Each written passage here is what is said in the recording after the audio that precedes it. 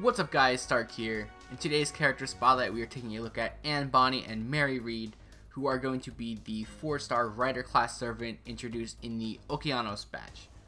So I'm going to throw their pictures on the screen right now, and if you thought Orion's artwork was bad, then you're probably going to enjoy this artwork, and I'm probably going to get this video demonetized because of the picture, but whatever. So they are a Rider class servant, and that means they will be effective against casters and weak to assassins, and they are 4-star as well, so they will go up to level 80 and have 9,029 attack and 11,286 HP. And if you do decide to go ahead and max them out, they will have 2,932 attack and 15,684 HP. So this is a pretty good stat line. Obviously it's not quite as good as the 5-star version, or not the 5-star version, but the 5-star character in the batch, Drake, but they do still have pretty respectable stats overall.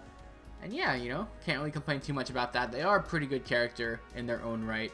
So let's go ahead and talk about their servant skills. So first up we have Voyage A, which is going to be a self buff, and it will increase critical star drop rate for 3 turns, starting at 30% at level 1 and going up to 50% at level 10.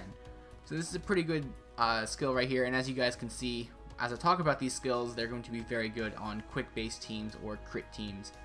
So their second skill is going to be called Marksmanship B, which will increase critical strength for 1 turn.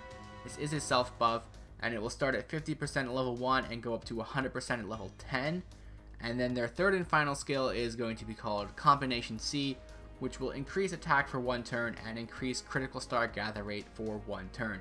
This is a self buff, and it's a 20% attack increase at level 1, goes up to 30% at level 10, and you have a 300% increase for critical stars at level 1, goes up to 600% at level 10.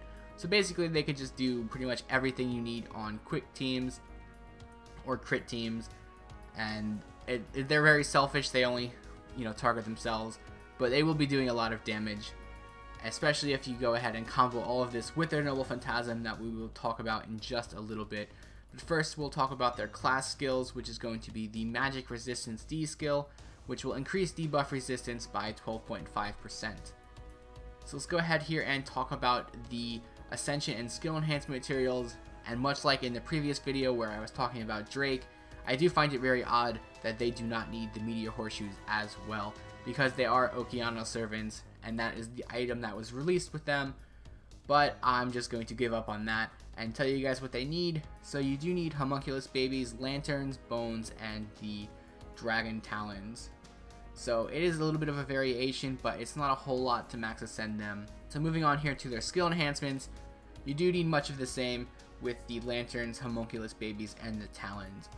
But the quantities aren't really that high as far as the lanterns and the homunculus babies, but the talons you are going to need 12 of them and 30 dusts, which can be a bit of a grind, but you're not really going to be in a huge rush to max out these character skills, I think at least.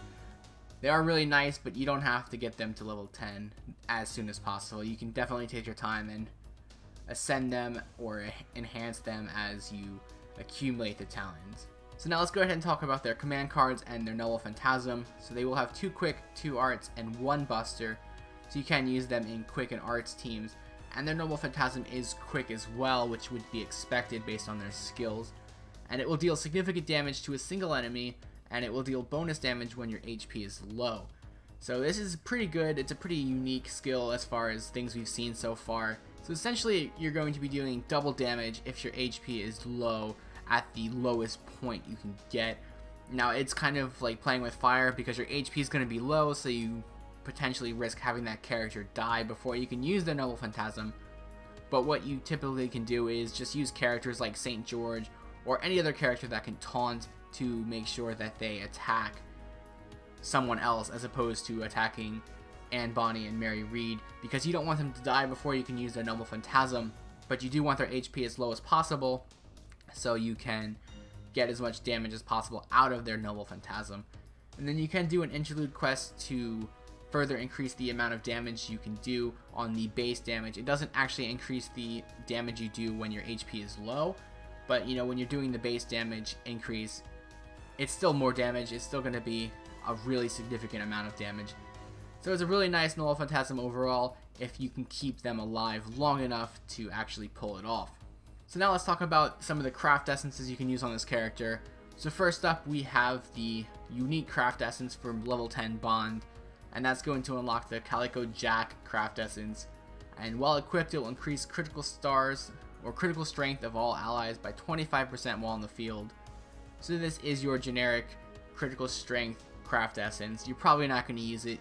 Ideally, you'd rather use the type craft essences like the Grander for the 15% increase or Imaginary Round for the 25% increase. So that's going to wrap up this video here. I will leave you guys with Anne Bonney and Mary Reed's Noble Phantasm, and I will see you guys next time.